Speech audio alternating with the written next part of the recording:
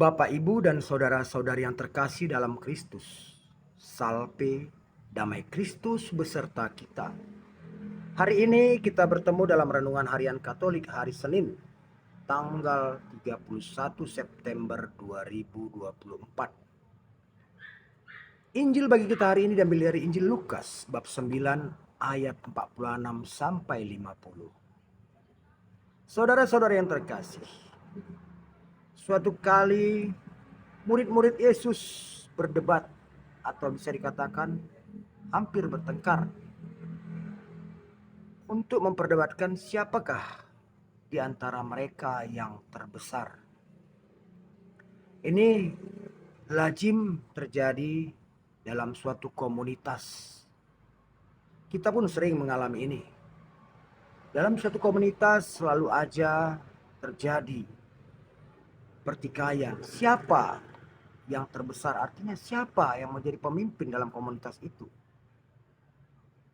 Nah, ini juga terjadi di tengah para murid Yesus.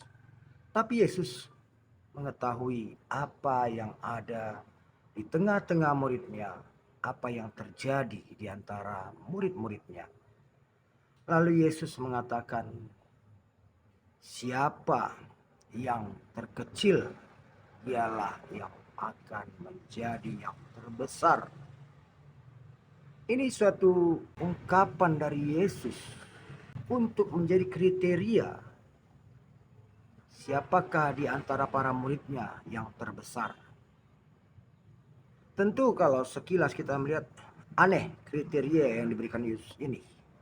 Tapi itulah, karena Yesus Raja Kasih, Raja Cinta, bagi dia siapa yang merendahkan diri, siapa yang rendah hati, itulah yang layak menjadi pemimpin atau yang terbesar. Walau sesungguhnya jika kita runut pada awal Yesus memanggil para muridnya, sudah jelas-jelas Petrus dan saudaranya Andreas adalah murid yang awal dipanggil Yesus menjadi pengikutnya. Dan berjalan waktu kita lihat bagaimana Yesus memberi suatu keistimewaan kepada Petrus, sehingga yang tadinya bernama Simon ia ganti menjadi Petrus, yaitu batu karang, dan menjadikan Petrus dasar gereja. Dan dalam Injil Yohanes juga kita lihat bagaimana Yesus sampai 3 kali mengatakan kepada Petrus, gembalakanlah domba-domba. Ini adalah suatu bentuk yang implisit yang dikatakan Yesus bahwa Petrus adalah yang utama di antara ke-12 muridnya. Namun di tengah-tengah ke-12 murid itu terjadi pertikaian untuk menentukan siapa yang terbesar. Dan setelah Yesus hadir mengatakan siapa yang paling merendahkan diri, dialah menjadi yang terbesar. Bapak, Ibu, dan saudara-saudariku yang terkasih, bila kita ingat apa perkataan Paus Fransiskus, dia mengatakan dia adalah servus servorum. Artinya dia adalah pelayan dari semua pelayan. Ini adalah tingkat kerendahan hati yang begitu dalam. Kita dalam memahami pelayan adalah orang yang rendah, orang yang posisinya di bawah. Namun Paus mengatakan dia adalah servus servorum. Dia lebih rendah dari pelayan karena dia adalah pelayannya pelayan. Nah, di sini Paus memenuhi syarat apa yang dikatakan Yesus. Untuk menjadi yang terbesar harus menjadi yang terkecil.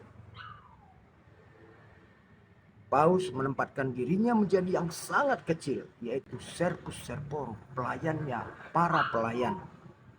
Sehingga ia pun ditinggikan menjadi yang terbesar. Inilah realitas syarat kepemimpinan yang dibuat Yesus. Dan Paus mengungkapkan dia adalah servus servorum, suatu hal yang sejalan dengan yang dikehendaki Yesus. untuk menjadi pelayan dalam gerejanya harus menjadi servus servorum, pelayan dari semua pelayan. Nah, saudara-saudara yang terkasih, dari Injil hari ini dapat kita lihat bagaimana roh cinta kasih, roh yang diturunkan Yesus kepada gerejanya menjadi dasar. Sebab tak ada cinta bila tidak mau melayani. Sebab cinta akan ada dan nyata saat kita mau menjadi pelayan, mau merendahkan diri, rendah hati.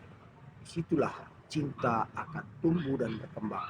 Ini sudah ditunjukkan oleh Paus Fransiskus kepada kita sebagai umat Allah yang ada di seluruh dunia, bahwa kita pun harus jauh dari tinggi hati, tapi lebih kepada kerendahan hati. Nah, Bapak Ibu dan saudara-saudari yang terkasih, semoga dalam renungan hari ini membuat kita semakin menjadi pribadi-pribadi yang rendah hati, meneladani pimpinan kita, Paus Fransiskus, yang menjadikan dirinya servus servorum, pelayan dari segala pelayan, dari semua pelayan. Dia merendahkan diri bahkan sampai yang terendah di bawah pelayan yang sudah dianggap manusia sebagai golongan yang rendah. Semoga dengan renungan ini kita semakin rendah hati dan semakin layak di hadapan Allah. Amin. Damai Tuhan beserta kita.